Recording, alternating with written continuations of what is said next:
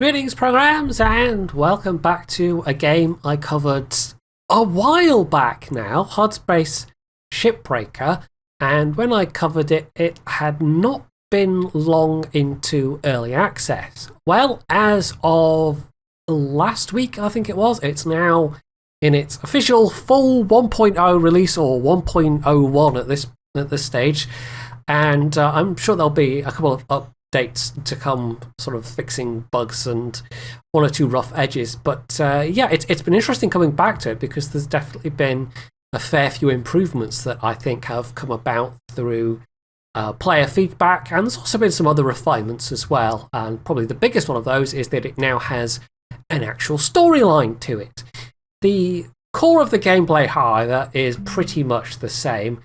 You can actually see as before, the various different difficulty options. So you can basically just kind of do the super chill, relaxed, no shift time or oxygen timer to worry about, and just take as long as you want on the ships. Standard, which gives you unlimited lives but gives you a 15-minute shift timer. Limited, which has only 30 lives. And then no revivals at all. So basically, that's like the Iron Man mode. Once you die, that's it. That particular run is over. So what I'll do, instead of starting a new one, we'll jump in because it's integrated a lot of the tutorial stuff into the storyline, essentially. So I'd rather just jump in and actually go through probably one of the simpler ships and talk a bit about some of the changes and some of my thoughts on it. You can also, as you notice there, you get the free play within the career, so you can just go into a sandbox mode at any point and poke around in the different ships and see how they work and figure out the best way to take them apart. One other thing they've actually added as well, and we might revisit this towards the end of the video, is a kind of competitive mode almost. You don't really get anything out of it in terms of the career mode, but essentially you compete against other players to get the most value out of scrapping a ship in a fixed time limit. So the two I've seen so far have been 30 and 45 minutes respectively, and quite large ships. That's not that much time for the larger ships, so yeah, it really is a challenge to actually to do those, and it is literally just for the prestige of placing high up on the leaderboard.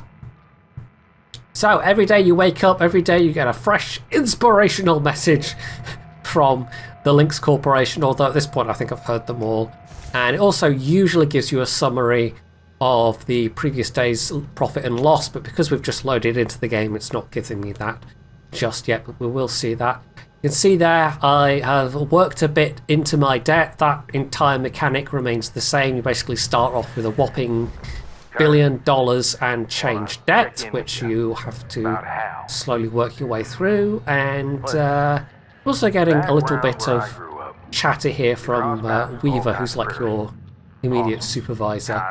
And there's actually a bit of plot. Like he kind of ties into the plot a bit. I don't know exactly where the plot's going at the moment, and we'll maybe encounter that as we go through a bit. It seems to mostly tie into the different level ups. And actually on this terminal here, see your progress. So I'm at 16 out of 30 levels total. And as you go through, it unlocks new things, so like radiation filters and different classes of drives and different types of engines and things like that. And also, as you go through, as previously, it also allows you to upgrade your tools in various ways also.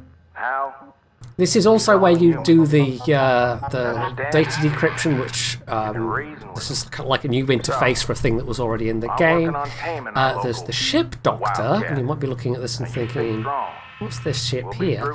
Well, it's a mild, not really a spoiler, but basically Weaver gives you his ship. He's basically known you for all of like 3 or 4 days, and then he's like, hey, I'm never going to use this ship. I'm going to give this entire ship to you that's worth like millions of credits. But the catch is that you've got to actually fix it up with various components that you find when you are scrapping ships. And an interesting little touch in that certain things that you would ordinarily put on the barge, like computer terminals, you can actually disassemble and get a component out of it instead, but obviously that then eats into the amount of like profit you're getting out, or the amount of cash that you're going to get out of each individual one. So I'm about halfway done with this at the moment, and yeah, I don't know what happens when I finish, but something will happen. I don't know if I then, like, does this tie in towards the end of, like, when I finished my debt, I then get to fly off in this ship and, you know, fly off into the sunset kind of thing? No idea. This is also where you see all your various emails and messages, and they've also done some tutorializing stuff here as well. So, yeah, there's a whole background plot with Union, but don't say it too loudly, otherwise the company might hear. Yeah, there's that going on. There's sort of information from links, and there's like anytime you unlock a thing, a poster particularly, it pops up in here. Although I also got that little rabbit thing you saw up on top of the console, and then there's different things about different ships, and it also gives you kind of like background information to the world that you live in. So you've got, you know, how the origins of the megacorp and all that, but it's all very kind of corporate history-esque. So I think the writing is quite good, and the way they've told this story is quite good so far. Although there was one thing that I think made me scratch my head, and I can't remember what it was now, but it didn't. There was something that popped up in one of the emails or one of the bits of dialogue that didn't really gel with the rest of it. So yeah, it's mostly very polished. This is the other area. This is all very new, by the way, compared to last time I played this, which was a while ago, where anytime you went inside the hub, it was just basically a single fixed screen that let you see all your stuff. But now you can kind of move around a bit. You can change the posters that you want on the wall, that sort of thing. So there's the ones you start off with, and then you can have various different options as you find them. So yeah, let's go with that. I don't think anything else really changes. It's just the posters. You know, you've got your little kitchen area, which looks very, very tasty. I went with the plastic-free food option. When you first create a new profile, it sort of asks you a bunch of questions, including what kind of diet you want, and one of the options is plastic-free. So, yeah. And then we have over here, probably the most important bit of the whole tab is your workstation. This is where you can see the kind of repair rating of your equipment, but also where you go in to upgrade your equipment with links tokens, and you get the links tokens through actually scrapping the ships. So as you can see, I've got a fair few things unlocked at this point. Demo charges are entirely new to me, haven't unlocked them yet. I do have sufficient level to unlock them, I just haven't spent the tokens on it, so I will probably do that fairly soon, just to see what they are about. And here's where you can also decorate your cutting tool with stickers if you really want to. There's sort of an in-game achievement system where if you do certain things, you know, enough times, or you find you salvage a unique named ship kind of thing, you actually get stickers you can put on, and if you collect enough normal versions of the sticker, you can make a shiny version of the sticker. So, yes, a little bit of personalisation, why not? So, this is after having just finished. Is that a mackerel? Yeah, they added various types throughout the time this was being tested. And we're going to have to go back up. Yeah, this is one of the minorly glitchy things with the game. I am using a controller, and I find moving around space using a controller is a lot easier. But in terms of using the controller with the interface, it's a bit... It stops responding sometimes, just randomly. It's fine once you're actually outside and doing all the, you know, flying around scrapping.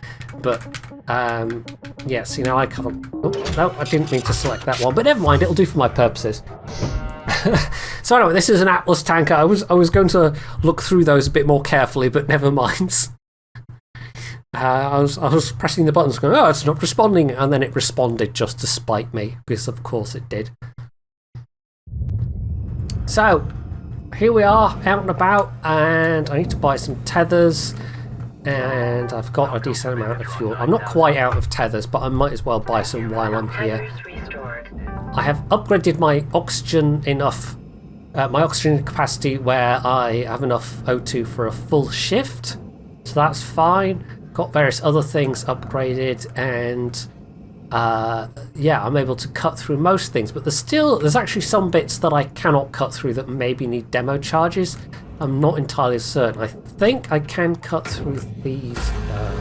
No, okay, this is where I might either need more upgrades on my cutting tool or demo charges, but I'm sure when I pick up demo charges, it'll give me a tutorial ship and an actual explanation or how to use demo charges. But yeah, okay, that's a thing I cannot cut at the moment, so there is going to be some wastage involved there.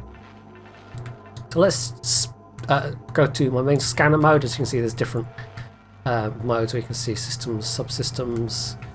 I'm not sure what this mode is. Object pickup. Oh, okay, part.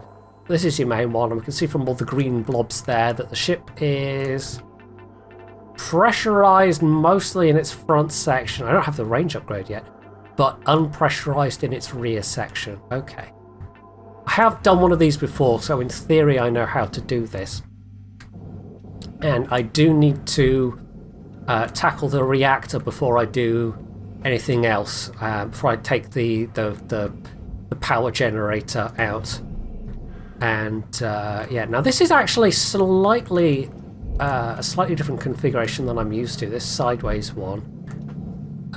It just looks like it's a single thruster, so that's fine. We'll have to disengage that thing there, but we'll also... do we have a coolant system hooked up to... Yes, okay, I just flew past it.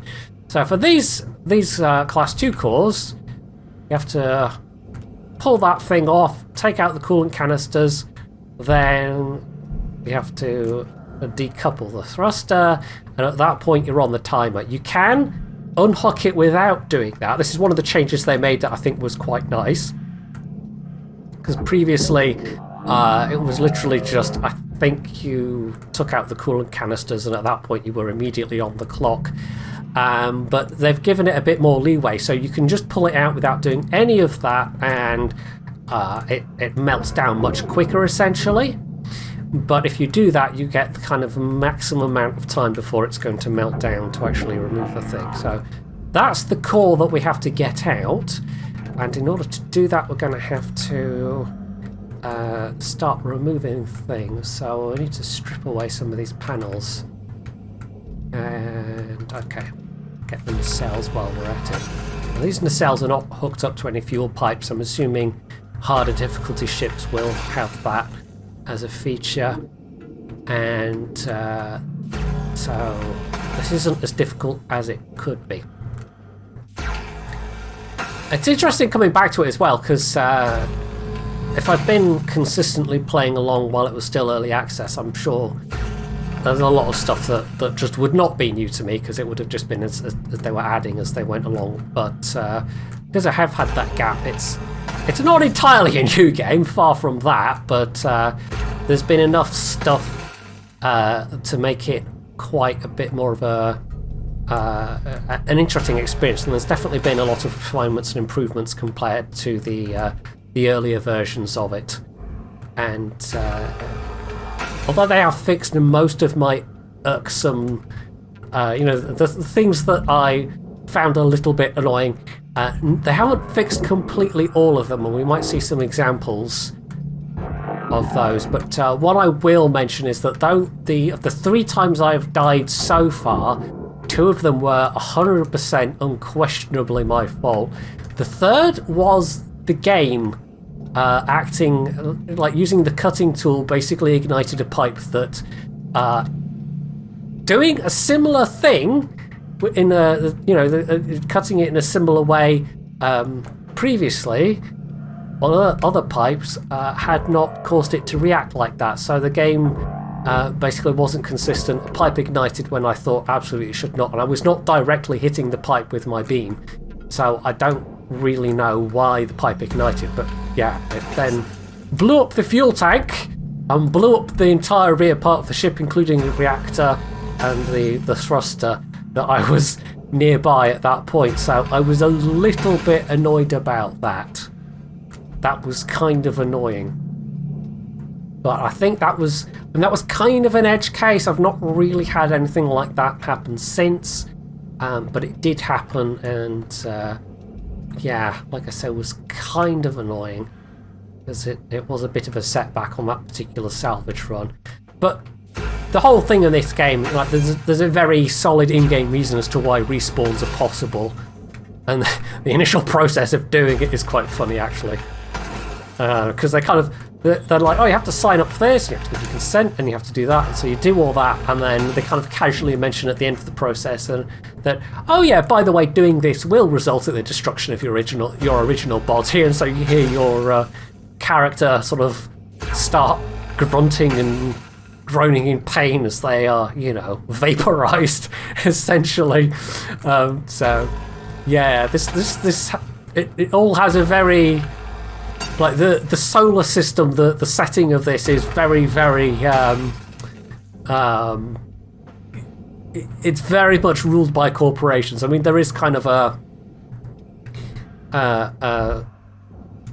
somewhat weak solar authority that has in some ways managed to, like, there's one thing it tells you in the lore where they kind of managed to put their foot down and stamp their authority on things a bit by oh, it's one of those rings, okay, it's not engine nacelles, by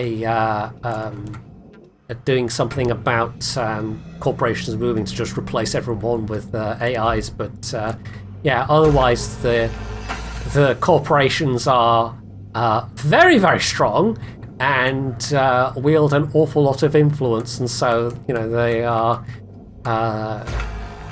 quite happy to just clone their workers who happen to die on the job over and over and over again, so they don't have to retrain them or anything like that. And the chances of side effects are well within acceptable, etc., etc. So yeah, it's quite funny. Right, this is a big heavy part. Am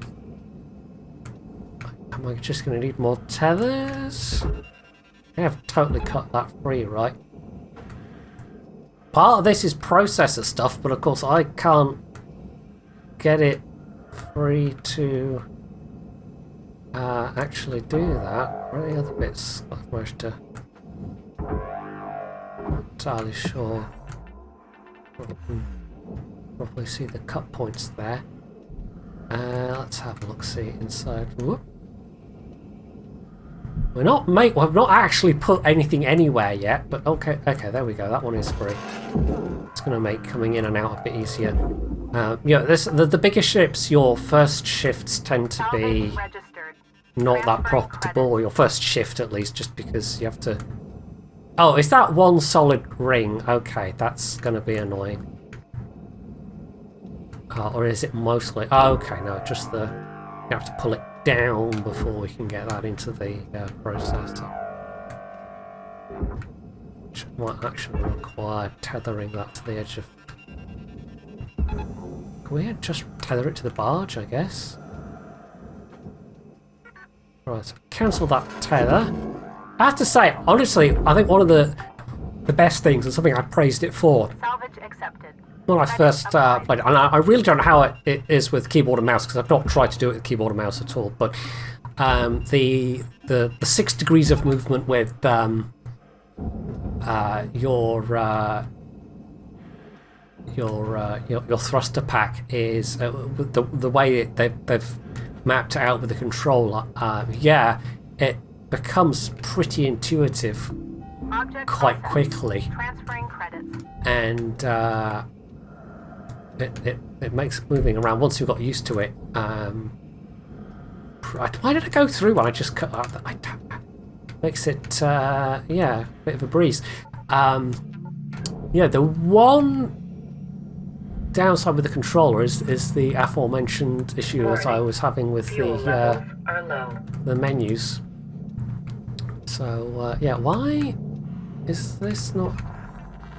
It's We're looking at 5 cut minutes left free. in this cutter. Do what you do. We Weaver out.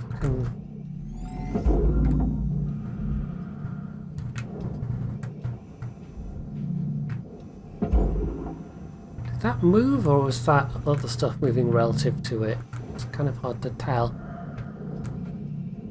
I'll wake that lamp off as well. They're only worth like 3,000 credits each, but across the whole ship, you might as well. Salvage deposited.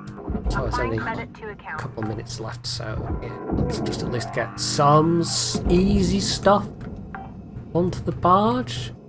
Yeah, I'm not sure why those rings aren't coming free. That's kind of annoying because they are definitely in the way in terms of getting the reactor out, which is probably the first major item we want to get free. We're also running a bit low on thruster fuel, but the thruster fuel really does correspond to how much you use it.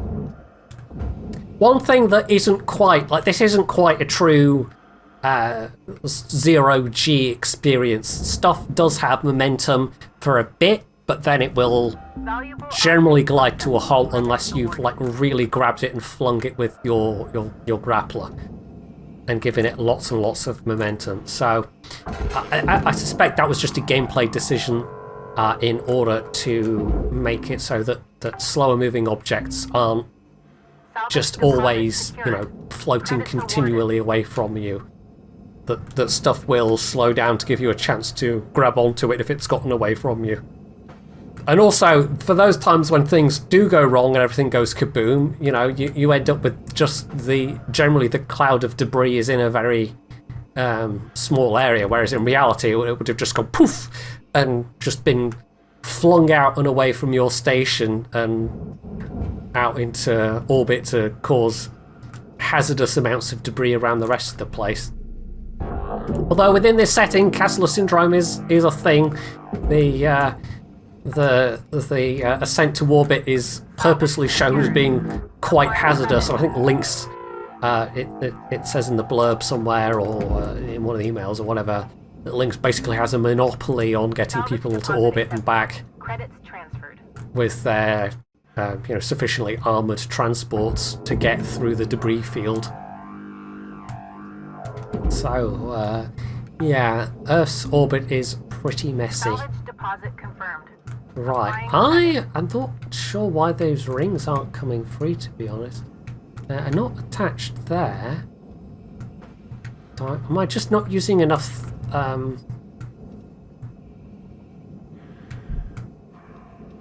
enough tethers? Maybe it has, yeah, I can just see a little bit of a lip there. Okay. No, we do want stealth grab. Right. I might just need a buttload of tethers because this is a really heavy single block. And I don't have any way to split this up at the moment because my cutter is not overcharged enough. It's funny, the descriptions on some of those things, so it's like, it's fine, your suit is rated sufficiently to handle that much radiation, or there's only a 9% chance that your tool will fuse to you, and stuff like that. So, yeah, this is not a worker-friendly environment. It just goes to show why the whole union thing, like the company is not keen on the idea of people unionizing and trying to get better working conditions. But want pesky things like that getting in the way of their profits. Right, that's that. Oh, we'll have to cut this. Right, this top ring, we're actually just going to have to pull it a bit loose for the time being until it's got a clearer path down to the barge. And you can use these jacks here, as they're called, to get stuff out the way. I really haven't made that much progress, but we've cleared a bit of it. And that process, oh, that's actually going to have to be cut free, isn't it?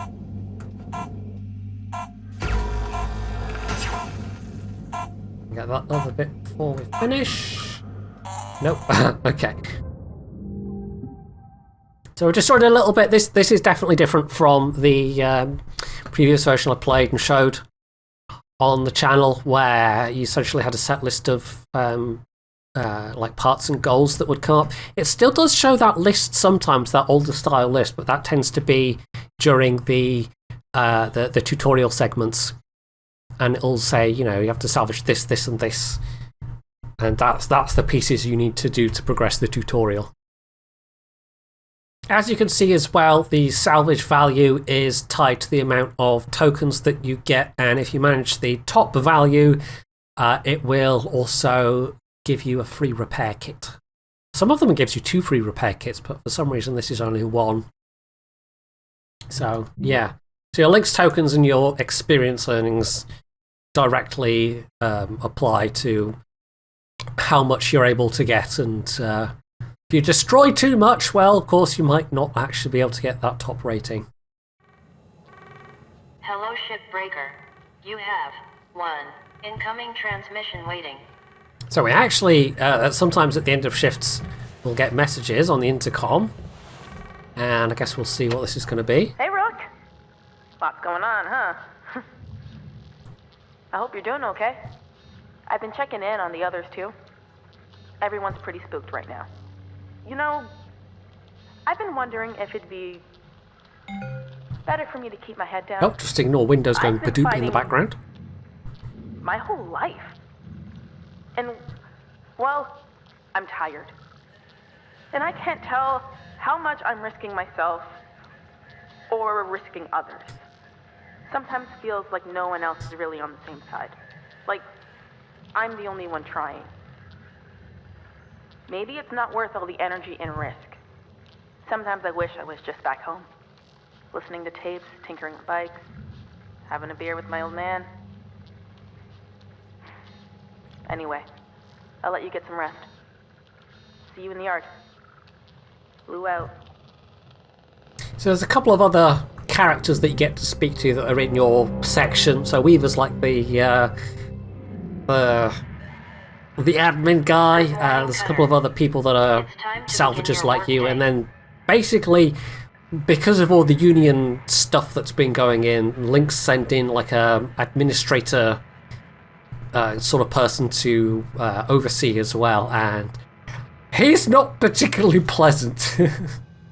Well, there we go. So we actually have the summary this time. We only got 2 million, just not even quite 2 million out of that. You can see the they charge you interest on your debt, because of course they also charge you rental for all your tools, and yeah, you even have to pay for the living accommodation. Now, I don't think I got enough tokens for any upgrades. No, we didn't even get past the first threshold, but we probably do want to repair the grapple. Yeah, sometimes I think like this is not a particularly new Xbox PC controller I'm using. It's an old 360 wired one.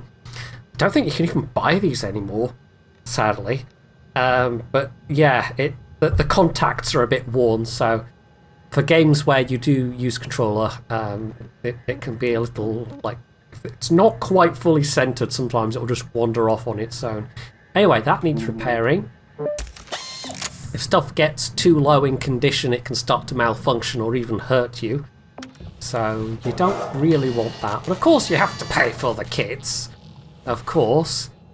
You can at least, I think once you get to sort of level 19, 20, 21, you start to get the option of just outright buying your tools, so you're not paying the rental on them anymore, which will decrease your outgoings. So we could just completely abandon that ship and start a new ship, but now we'll continue with it. Interestingly, as it's being shown here, it's being shown with fuel tanks, but the actual ship we're working on, it has those little ball cryo containers. Destroyed panel nanocarbon. Oh, that'll be the nanocarbon that we dropped that was part of that ion ring barge thing. We absolutely can't help that. We had no way to cut that free, so yeah. I'm going to take the thruster fuel. Sometimes, and this is as it was previously. Sometimes you find the oxygen bottles and thruster bottles and medkits and things inside ships, but they tend to be the specifically cargo ships. I've not seen them inside the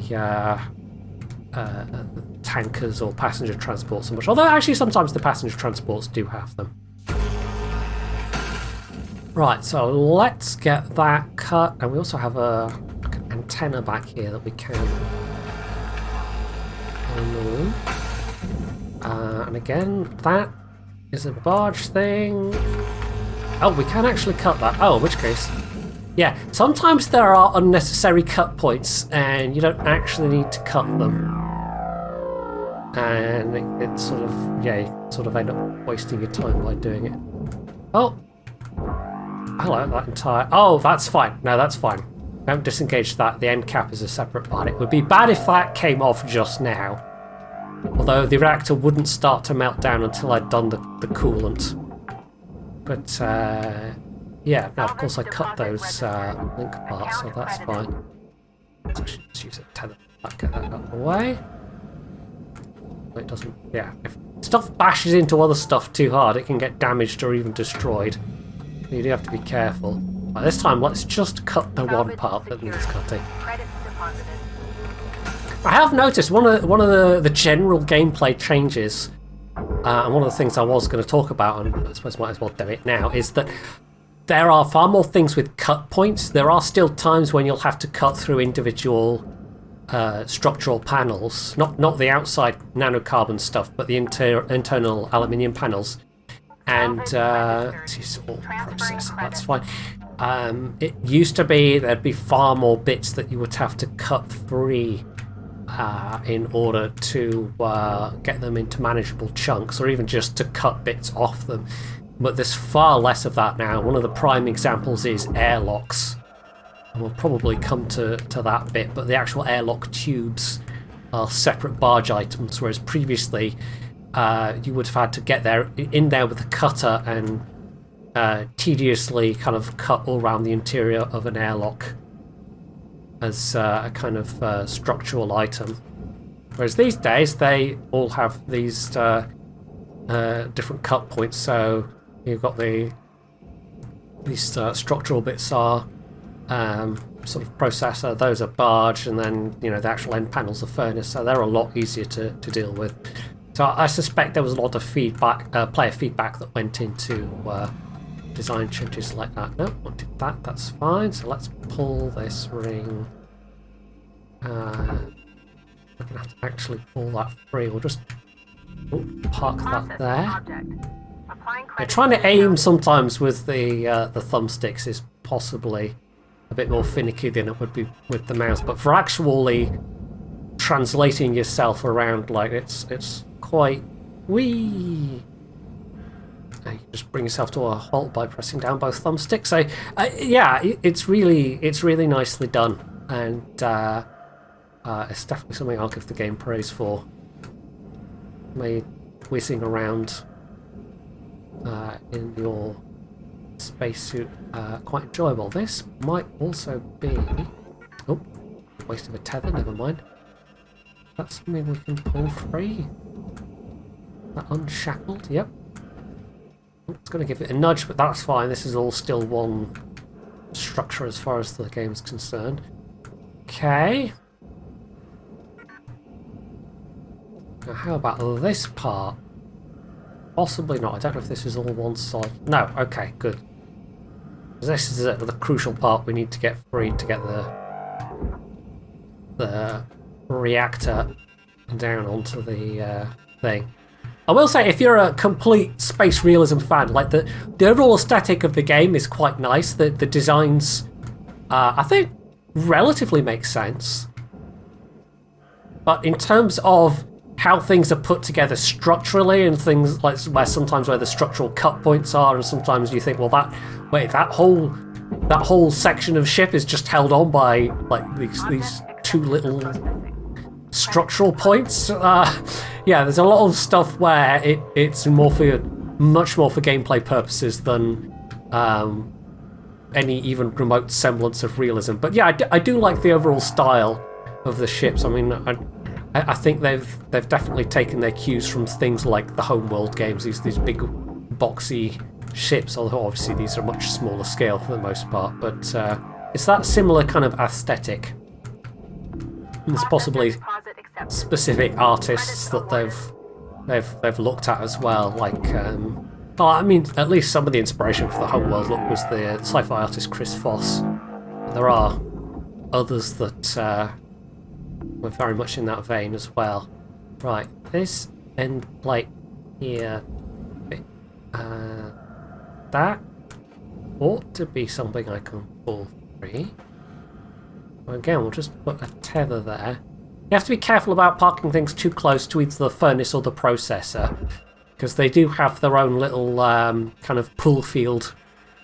And sometimes that's a bit of a pain in the butt. Sometimes you have to plan quite carefully in terms of where you are parking things, because otherwise you can end up with stuff getting sucked into the wrong hole, as it were. Right, it's going to be those points there, isn't it? Right, I hope this isn't going to knack at anything. It sure doesn't do.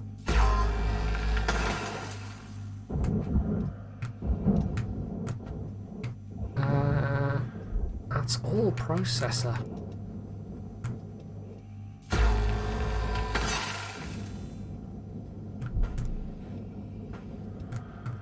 Right, do we...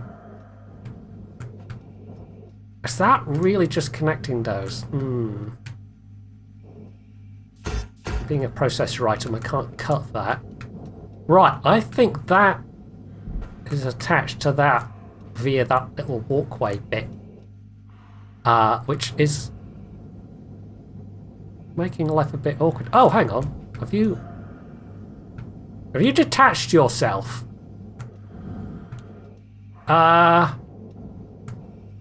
Okay, that's detached itself from the coolant end of the... Okay, I haven't had to do one of these sideways ones before, so this is set up differently than what I'm used to. I've done mostly vertical ones on the Atlas. In fact, I've done all vertical ones on the Atlas tankers, so that's actually... Okay, so that sort of simplifies things in that the moment I... Oh, wait, no, can I still do that? That's now going to be unpowered, isn't it? Yeah, this is not some kind of manual thing, so... I can't activate that anymore, so purely because I...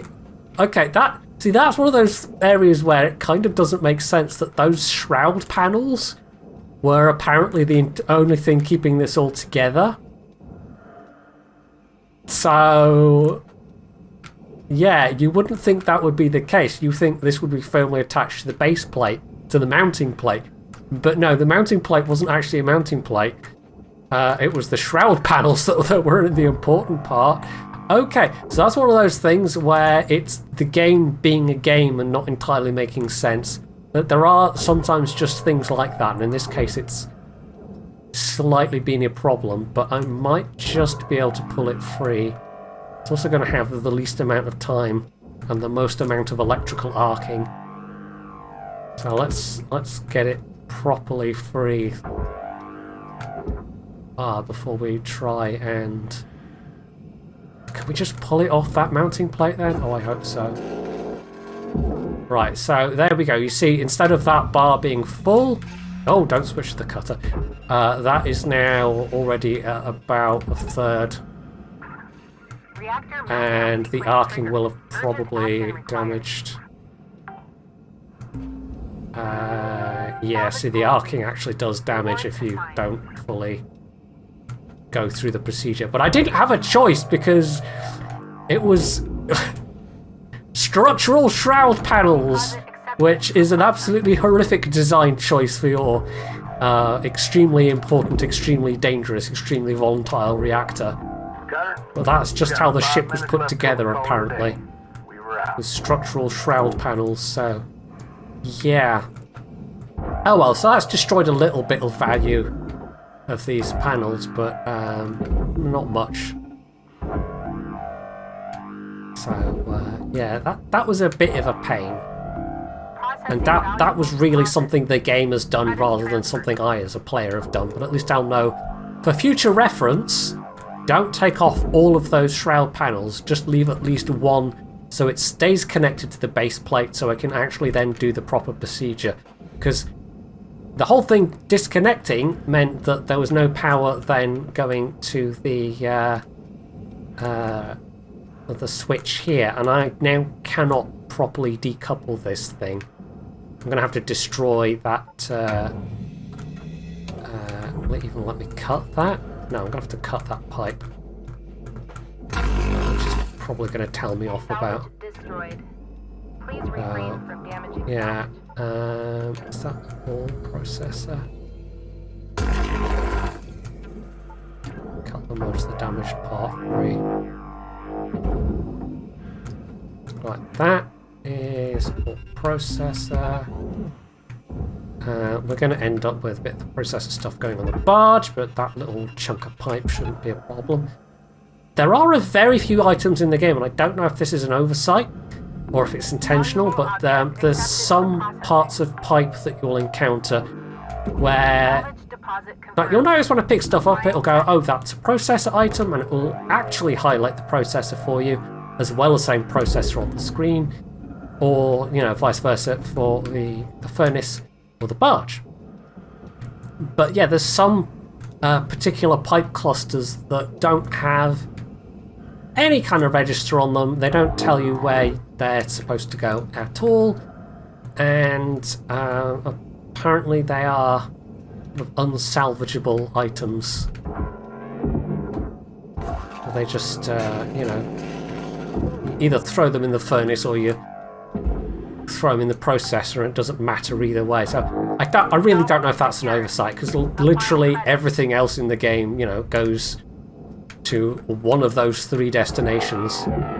Right, anyway, this is what you're supposed to have been able to do first, is disconnect this and then also remove the thruster from its connection.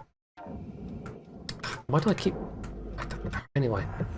Occasionally I fumble the controls, as you may have noticed. Like that. It's quite a tough bit to burn away, apparently. Salvage destroyed. Don't do Destroy that. coolant pipe. What was that on?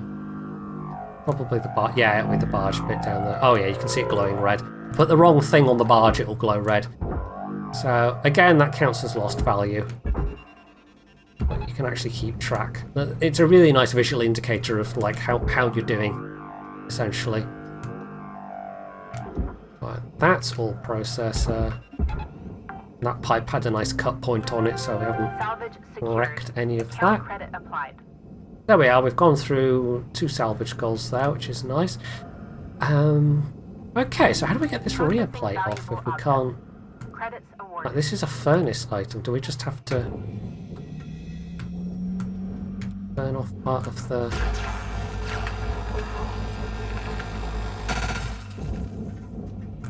Maybe? Yep, there we go, that's done it. This is your 1 minute warning. And again, it said, oh, Don't that's be lost a value, hero, but, you know, alright? 3,000 credits worth of aluminium. Well, that's fine. This whole chunk looks like a processor, so let's just get that in the processor. That's fine. There is a bit more going on in the background, which is quite nice. You might see that little ship down there. It's just pootling along the background. You can see other stations. Valuable object. A whole bunch of other Credits awarded. rings like this one. Salvaging is apparently a big thing. And then that is the rail gate thing. So essentially, the way people travel around the solar system in this this particular universe is sort of get railgunned from one place to another. So it's kind of like a sublight version of the way they do it in Mass Effect, I suppose. Might be a bit of a bumpy ride being shot out of basically a giant electromagnetic cannon, but yeah, apparently that's how things are done. So we destroyed some items. It doesn't tell you the value, the individual line value of the things you've destroyed, even though it tells you the line value of the things you've salvaged. Don't know why that is, but you do get to see the total so far, which is approaching $200,000. but compared to the over 8 million, and we're only a third of the way there in terms of salvage value, yeah, it's not particularly significant. So let's see what our Hello, Shipbreaker inspirational greeting 994-52. is this time. Lynx would like to share the following inspirational message. Make the most of your shift by fanning the tiny sparks of effort into flames of profitability. Yeah, this really is a dystopian corporate hellscape. Anyway, let's just do a quick check, see if I need to pop a repair on anything. They're at 82%. I can probably get away without doing anything. And if they do go a bit wonk, then you'll get to see what happens when they go a bit wonk, I suppose. I don't know whether to do this whole thing, because it might take a while. I might just do one more shift. Man, don't know about all of you, but ghost ships... Well, this is a recently introduced thing. I mean, they're not really ghost ships, Kai. Just a malfunctioning AI. Yeah, so I haven't done one yet that has malfunctioning AI, but that's a thing that I have to They look give me a forward to. really weird feeling, especially with that high-pitched scream when you cut them. What scream? Yeah, like, you know, when you cut them. What are you talking about? I'm really confused right now. You're not hearing this? Are you messing with me? I swear. Kai, we're not messing with you. You're hearing it too, Cutter, right? Just a lot of superstition around these Yeah, I things. haven't done Like any what yet, is so I have no Just idea. a pile of old AI tech. Nothing more. There's one of the I think the email I got when I looked at ghost ships as a possibility is that they are they're sort of like abandoned ships. They're kind of deep salvage, essentially, that Lynx has come along and claimed. That's what do some of the others while I'm just popping in and out, cutting them one by one. I suppose I might not just cut all of them in one go. So yeah, I mean, the things like, you know, this showing as being a fuel tanker, then actually it's a coolant tanker. There's a couple of small things like that, and I've noticed as one of the stickers that it's supposed to be as you collect. I think so, as you collect posters, and I've collected a bunch of posters, but it still says like 0 out of 10. So that's clearly a little bug. Yeah, but stuff like that. It's fairly insignificant. We haven't gotten to the point of doing the cutting where there is still one issue that was an issue while I was playing it previously, but I guess I can just quickly describe it now. That is, sometimes when you're cutting into the aluminium panels, you can see a clear gap all the way around, but the game will act as though it's still one physics object, that it's still uncut, and that was definitely an issue previously as well, and I've run across that a bunch of times, and it's annoying because basically it wastes your time. You're forced to do extra cutting and sometimes spend several extra minutes actually trying to figure out where the offending phantom connection is. Now that's something that I hope they fix, because that definitely is an annoyance. And it's not game breaking or anything, but you know, the fact that you're on a timer in all but the kind of most basic mode, Credits deposited. just gonna slam into it's fine.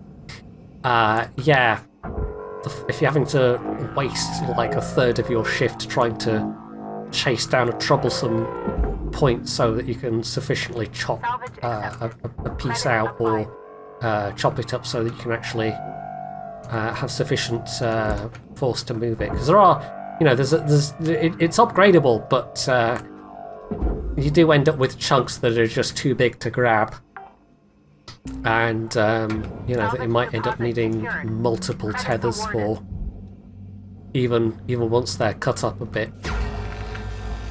So yeah, that's my main thing that I absolutely hope they fix. But as for the rest of the game, it definitely it feels pretty good. It feels like a full solid release, and it's definitely built on a lot of the stuff from the early access version. Like the core stuff is all still there, and then they've made a lot of just really nice refinements as well. Right, get these coolant tanks out of the way.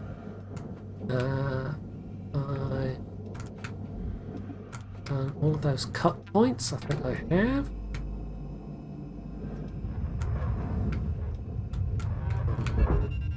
Top one's the easiest, we can just hoik them straight down.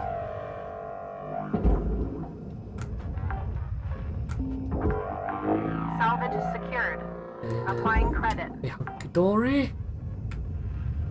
Having said that, there is one specific bug that they definitely also have to fix, in that some of the Atlas freighters have a double spawning computer console. So essentially two consoles that are kind of sharing the same space, and if you try and pull one out, of course the physics just freaks the heck out, and not only destroys the part, but will conceivably destroy any nearby parts as it pings off massively. Hell, if you're in the wrong place, it might even crush you against a wall and do some damage to you and your suit. Is that one disconnected? So, yeah, but that's a very specific thing on one specific ship that I'm sure will be relatively easy to fix. Because I'm thinking the way they've done it, like there is randomization with ships, so it's not like each of these is bespoke and hand-built. They are put together out of kind of general templates of parts, essentially based on what they're supposed to be. Much like, for instance, UA Dreadnoughts builds its ships out of parts. And I haven't forgotten about UA Dreadnoughts, by the way. The 1.06 beta has come out. I will probably do another episode or two of the 1.05 campaign I've got going at the moment. But really, the thing that interests me is getting into being able to do persistent campaigns and the stuff like intermediate calibers as well with guns. Applying credit. Which, if you're a history fan, is quite nice. You can finally have your 13.5-inch British guns and your 9.2-inch guns and your 140mm Japanese guns and your 150s and your 155s and all the other, and your 139s and all the other various odd calibers that different navies used. And you can actually start properly changing the gun barrel length as well, so you can differentiate between your 5-inch 38s and your 5-inch 42s and that sort of thing. Right, so this we're going to have to depressurize. You'll see my oxygen bar flicking there. Actually, I've got all these posters because I do also have the upgrade that means you kind of can osmose oxygen. And now that airlock is empty for some reason. Am I going to have to depressurize to get through? It's probably the biggest challenge. Like if you depressurize too big of a space, you can cause some serious issues. Oh, there's a part we can have. Like that entire kind of interior space. Well, that is all pressurized. And if I just try and like cut into the hull or whatever, that's going to cause massive damage. So I don't know if there's going to be a like one of the things that would be nice, and the way pressurization works is again totally gamified and not really at all to do with like actual physics of gas volumes or anything like that. So there's basically pressurized and unpressurized. There is no partial pressurization. That just doesn't exist. So you might have a large pressurized room and a small unpressurized room with a closable door between them. And if you open the large pressurized room, the door between them, instead of it being okay, you've got lower pressure equalized between the two. No, the large pressurized room magically becomes completely depressurized. Somehow, all of that air that was in that volume just vanishes magically somehow. That doesn't make any sense. Right, I don't know the best way to do this. This might cause damage.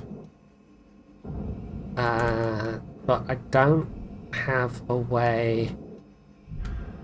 There isn't a pressurization box in this space. If I pressurize the cabin, and this is where, like, if you could Alright. You got 5 minutes left in this toggle ship, on a Derek. door that you Before want they the turn door to lights remain out. open. We were out. But yeah, the pressurization boxes, the regulators, which again magic because they don't seem to be connected to, any kind of atmospheric system or anything like that. Yeah, it only works for a single compartment. Air pressure level. So Decreasing. yeah, I don't think there's any way to do this other than open the door, hang on for dear life, and hope it doesn't do any damage. So. Yeah.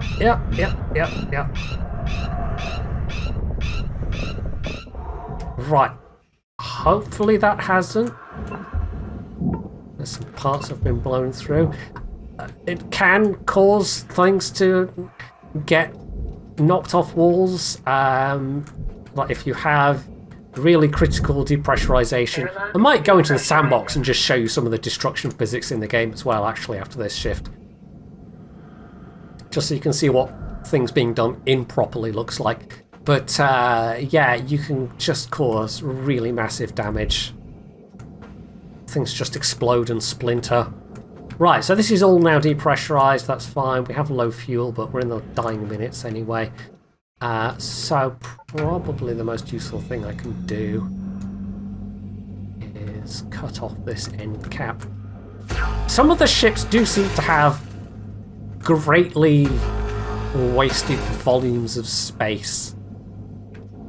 And okay, the fact that you could get through here and it's pressurized and you could perform maintenance, because none of these ships have artificial gravity. That's just not a thing in this universe.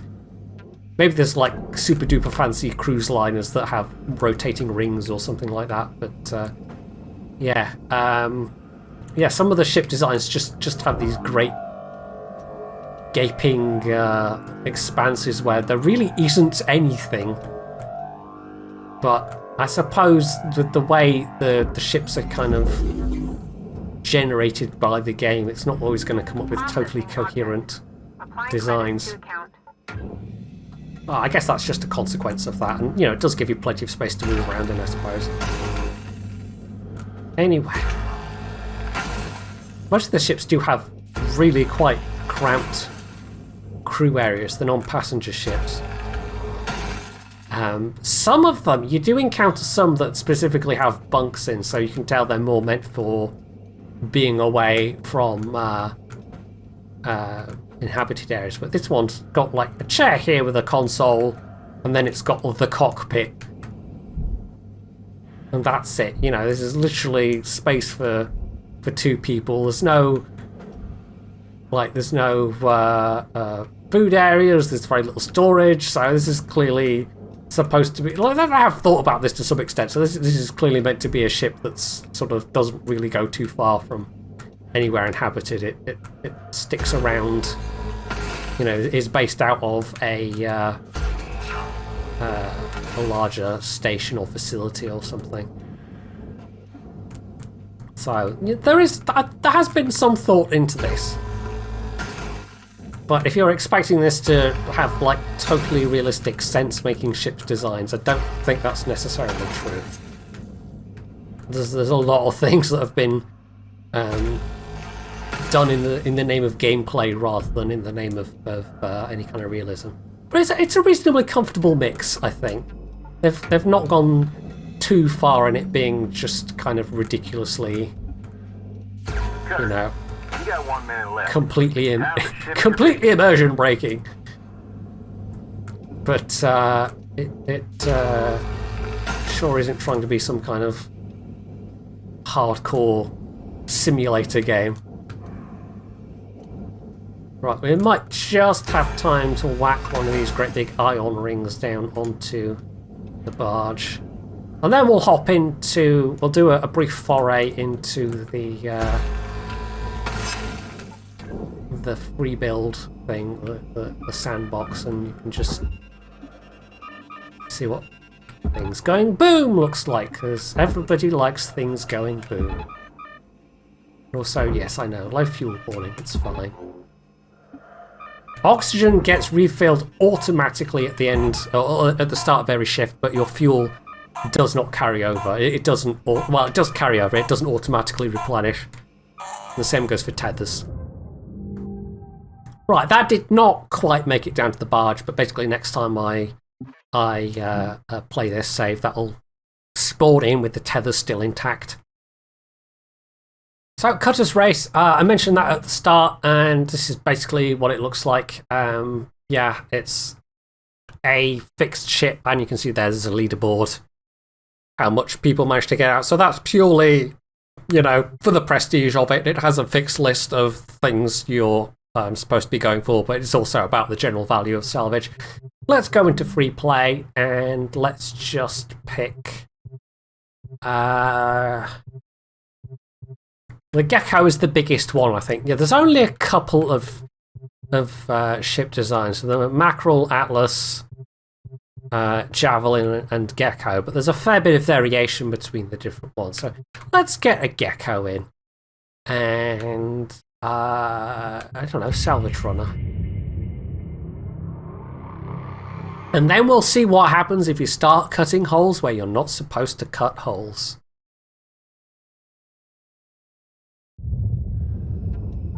So, we do have all the gauges in this mode, but we can basically spend as long as we like, and yes, it's pressurized. So, let's see what happens if we cut the front glass. If we just go, oh yeah, we're just going to...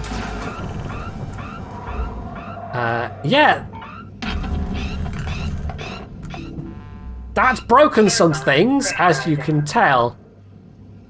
Through the extreme decompression, and you can see there on the red bar that, yeah, we've actually destroyed a bunch of bits, and now we have a bunch of arcing, whoa, electricity, which can and will hurt you.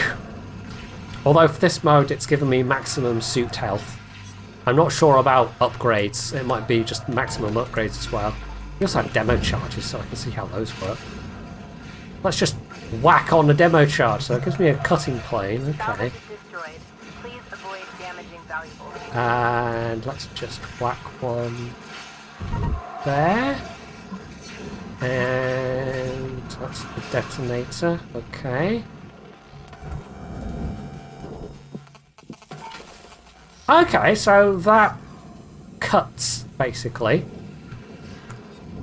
That's made a cut across the nanocarbon, which ordinarily I would not be able to get into. So maybe I need demo charges for those cut points. That's a bit hazardous at the moment. So we can have a little poke around inside. That's a radiation filter. Which can cause particles to float around and do all sorts of nasty things. I've got a coolant pipe there, it looks like.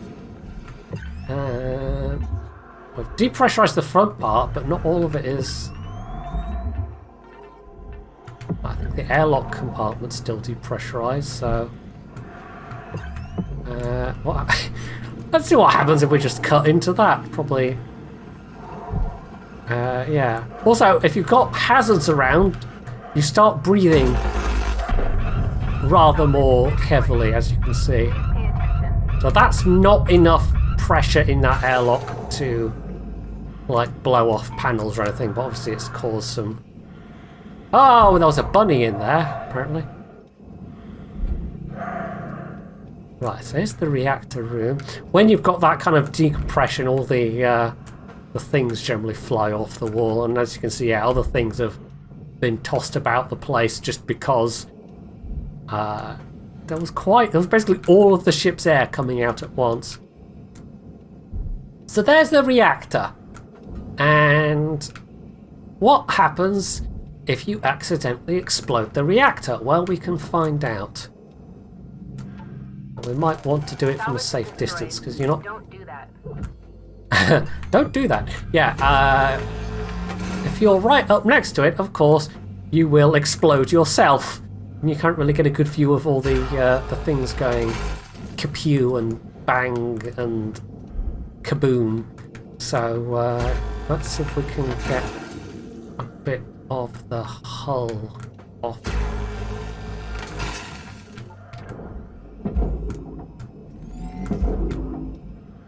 Is that disconnected, or do we need to chop some other points? Maybe? Sometimes it's a bit tricky to figure out all the points you need to cut. Let's try there and there. So does that then allow me... Oh, yes, there we go. With some considerable force. This might be fully upgraded, this panel.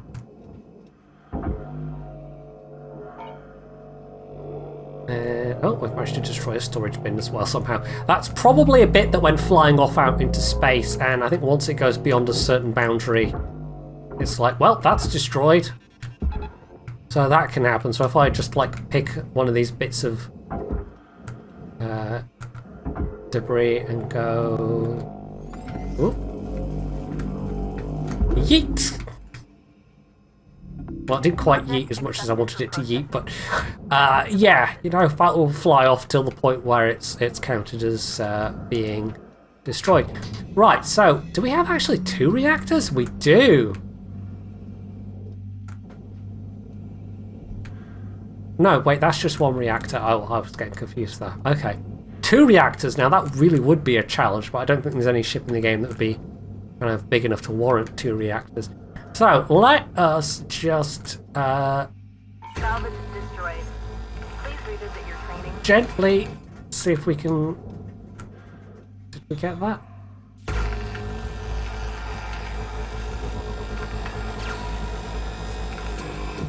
I'm going to gently ignite a fuel pipe, but I don't know if that's... No, that's not a fuel pipe that's burst into flame. There's actually one specific engine type where you've literally got to crawl in through the back through a bunch of fire. Right, I might just have to cut into the... Or maybe even just like... Can we just pull the reactor free and then just skedaddle? And watch it go critical.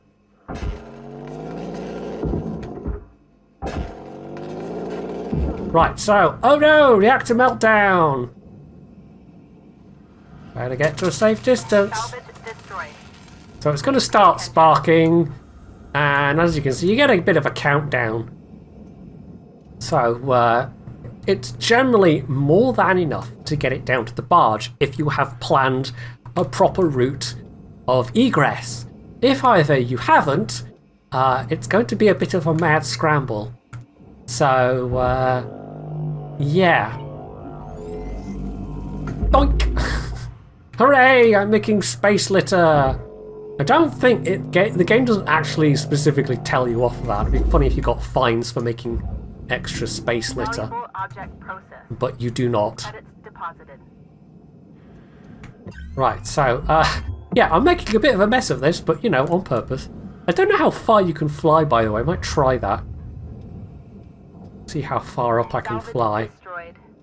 Please refrain from damaging Salvaging salvage. radar. Yeah, it's starting to spark and just generally destroy things around it. Reactor condition critical. Yep. Prepare for uncontrolled. There she goes. Now that destroys an absolute crap ton of stuff. Observed. But like I was saying before, it doesn't impart momentum to just create this exploding sphere of debris. You actually end up with this even with this nuclear reactor having gone kaboom, it still leaves this relatively coherent, if shattered, wreck. So again, pure gameplay, not at all realistic.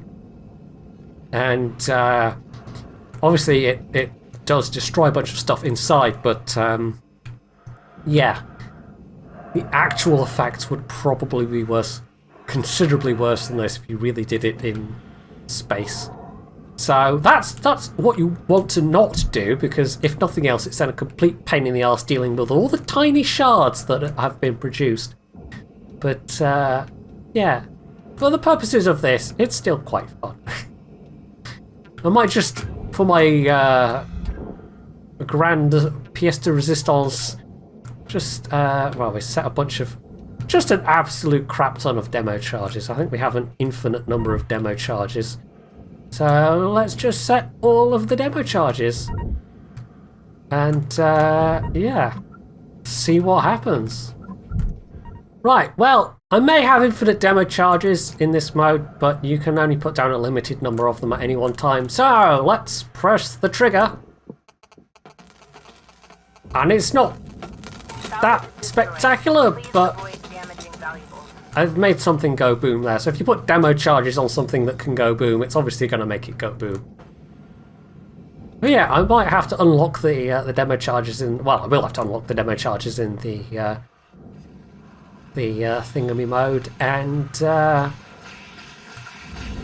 see how it goes. So for my very last thing, I'm just going to see how far I can fly before the game just like kills me, because I am genuinely curious. I've not tried to do this. And we have this. We're in one of our own little ring station. Workday limits are out of And oh, okay. It's just going to give me a warning. Is it going to be like a kill laser? Does the suit explode? Oh, it just respawns you. That's kind of annoying. I was hoping that it'd be like, you know, oh, you've gone too far and a little laser shoots out and or your suit automatically depressurizes if you try to escape. But apparently it's not quite that dystopian. It just literally respawns you back at the hab. Okay, well, never mind.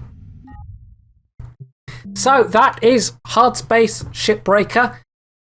It is out now in its full release. I think there'll probably still be some patches. I'll be interested to see if there are any like DLC add-on type things. Because potentially there is, even if it was just adding new ship types, or even free updates adding new ship types would be nice. And I'm also curious to see where the plot of the career mode takes me as well. But as I've shown, you don't even have to do that. You can literally just go into a sandbox mode and have no pressure at all, or you can play a very low pressure career mode and take as long as you want per shift. And it's jolly good fun. And also, I think I quit out the game there when I didn't mean to, but that's fine. I can just fudge it in the editor and you will never know. So that's it for this video. Hopefully you enjoyed it, and if you did, you can do all the usual things down underneath it. And of course, as always, stay tuned for more.